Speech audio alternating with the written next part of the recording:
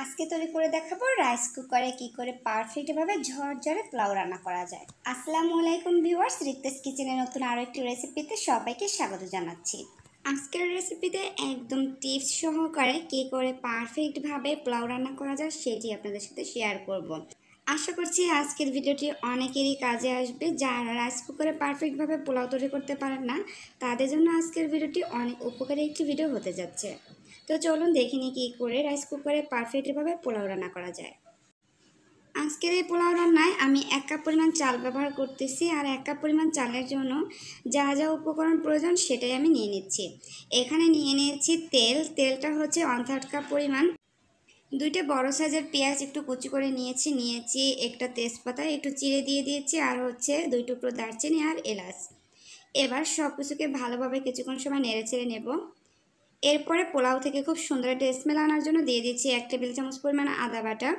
আপনারা চাইলে এখানে রসুন বাটাটাও ইউজ করতে পারেন, তবে আমার কাছে শুধু আদা বাটাটা দিলেই ঘ্রাণটা অনেক বেশি ভালো লাগে। এবার সব কিছুকে ভালোভাবে নেড়ে চেড়ে নেব। অনেকেই আছেন পোলাও রান্না করার ক্ষেত্রে পেঁয়াজটা অনেক বেশি ভাজা ভাজা করে ফেলেন, এতে করে কিন্তু পোলাওটা ধবধবে সাদা হয় না, পোলাওটার কালারটা একদম বিরিয়ানির মতো হয়ে যায়। তাই ধবধবে সাদা পোলাও করতে চাইলে পেঁয়াজটাকে একটু কাঁচা কাঁচা টাইপের করে রাখতে হবে। এরপর এর ভিতরে চাল দিয়ে দিলাম। চালগুলো দিয়ে দেওয়ার পরে আমি কিন্তু 3-4 মিনিটের মতন ভালোভাবে তেলের সাথে চালগুলোকে ভেজে নিয়েছি। আর এভাবে করে ভেজে নিলে পোলাওটা কিন্তু অনেক বেশি ঝরঝরে হয়। কিছুক্ষণ সময় ভেজে নেওয়ার পরে এর ভিতরে পরিমাণ মতো পানি দিয়ে দিয়েছি। পানির পরিমাণটা হবে এতটুকু। আমি যেহেতু এখানে 1 কাপ পরিমাণ চাল ইউজ করেছি, সেক্ষেত্রে পানির পরিমাণ হবে দ্বিগুণ। 1 কাপ চালের জন্য আমি এখানে 2 কাপ পরিমাণ পানি ব্যবহার করেছি। প্রতি কাপের জন্য পানি হবে দ্বিগুণ। আপনারা ঠিক এভাবে মেজারমেন্ট করে তারপরে পোলাওটা রান্না করতে পারেন। এতে করে কিন্তু একদম পারফেক্টভাবে পোলাওটা হবে। স্বাদ মতো লবণ দিয়ে ঢাকনা দিয়ে ঢেকে রেখেছিলাম কিছুক্ষণ সময়ের জন্য। এরপরে আস্তে আস্তে কিন্তু পানিটা পুরোপুরি টেনে নিয়েছে, আর এবার আমি ঢাকনাটা তুলে নিয়ে একটু নেড়ে চেড়ে নিচ্ছি। পোলাও রান্না করতে কিন্তু বেশি সময় প্রয়োজন হয় না, অল্প সময়ের ভিতরেই পোলাওটা রান্না করা যায়। ঢাকনাটা তুলে নেওয়ার পরে দেখলাম যে এর ভিতরে কিছুটা পানি রয়ে গিয়েছে, যার জন্য আমি আবারও ঢাকনাটা দিয়ে রেখেছি। আর এই পর্যায়ে কিন্তু আমার কুকারটা অটো অফ হয়ে গিয়েছে। রাইস কুকারে রান্না করার ক্ষেত্রে কিন্তু এই একটা সুবিধা আছে যে পোড়া লাগার কোনো ভয় থাকে না। পানিটা যেহেতু টেনে গিয়েছে তাই কিন্তু এটা অটো অফ হয়ে গিয়েছে। এবার আমি এটাকে দমে রেখে দেবো কিছুক্ষণ সময়ের জন্য।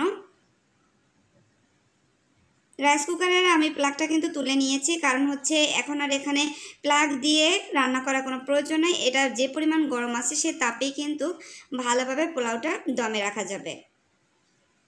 চারপাশ থেকে সব পোলাওগুলো সমান করে দিয়ে তারপরে ঢাকনা দিয়ে ঢেকে দিলাম। প্রায় 5 মিনিট পরে ঢাকনাটা তুলে নেব, আর 5 মিনিট পরে ঢাকনাটা তুলে পোলাওগুলোকে একটু নেড়ে চেড়ে নেব। আর এভাবে করে পোলাওটা দমে রেখে দিলে কিন্তু একদম ঝরঝরে হবে। অনেকেই আছেন পানির মেজারমেন্টটা ঠিক রাখতে পারেন না বলে পোলাওটা কিন্তু অনেকটা আঠালো আঠালো টাইপের কিংবা নরম টাইপের হয়ে যায়। তাই আমি তাদের জন্য বলবো, যারা এই পোলাও রান্না করেন না কেন, পোলাও রান্না করার ক্ষেত্রে মেজারমেন্টটা ঠিক এরকম থাকবে। 1 কাপ পোলাওয়ের চালের জন্য 2 কাপ পরিমাণ পানি। তাহলে আপনারা যদি 2 কাপ পরিমাণ চাল ইউজ করেন সেক্ষেত্রে পানি হবে 4 কাপ। এভাবে করে পানির পরিমাণটা দিলে কিন্তু পোলাওটা অনেক ঝরঝরে হবে। তবে হ্যাঁ, একটা কথা, সেটা হচ্ছে যদি পোলাওয়ের চালটা আপনাদের পুরানো হয়ে থাকে সেক্ষেত্রে আপনারা দ্বিগুণের থেকে সামান্য একটু পানি বেশি দেবেন। আর যদি নতুন চাল হয়ে থাকে সেক্ষেত্রে কিন্তু আপনারা সমান সমান দিবেন, মানে দ্বিগুণ দিবেন। কারণ হচ্ছে 1 কাপ চালের জন্য 2 কাপ পরিমাণ পানি দেবেন, আর পুরনো চাল হলে সেখানে একটু বাড়িয়ে দেবেন। তো যাই হোক, এই তো আমি কিছুক্ষণ সময় ঢাকনা দিয়ে ঢেকে রাখার পরে এবার পোলাওটাকে একটা প্লেটে উঠিয়ে নিচ্ছি। আর দেখতে পাচ্ছেন এটা কতটা ঝরঝরে হয়েছে, আর একদম কিন্তু সাদা ধবধবে হয়েছে। অনেকেই কিন্তু পোলাও রান্না করতে গেলে দেখা যায় পোলাওয়ের কালারটা একদম বিরিয়ানি কালার হয়ে যায়, দেখতে ভালো লাগে না। এটার মূল কারণ হচ্ছে পেঁয়াজটা একদম ভেজে বেরেস্তা করে ফেলে। পোলাও রান্না করার ক্ষেত্রে এভাবে করে করা যাবে না। এভাবে যদি বেরেস্তা আকার করে করা হয় তাহলে কিন্তু পোলাওটা দেখতে ভালো লাগে না, একদম বিরিয়ানির মতন হয়ে যায়। তো যাই হোক, এই তো আমি কিন্তু ঝটপট রাইস কুকারে এই পোলাওটা রান্না করে নিলাম। তো আপনারা চাইলে খুব সহজে রাইস কুকারে ঝটপট পোলাও রান্না করে নিতে পারেন। এতে করে কিন্তু গ্যাসের সাশ্রয় হবে আর বিদ্যুৎ বিলটাও কম আসবে। আজকের রেসিপিটি কেমন হয়েছে কমেন্ট করে জানাবেন। ভালো লাগলে লাইক করবেন, শেয়ার করবেন।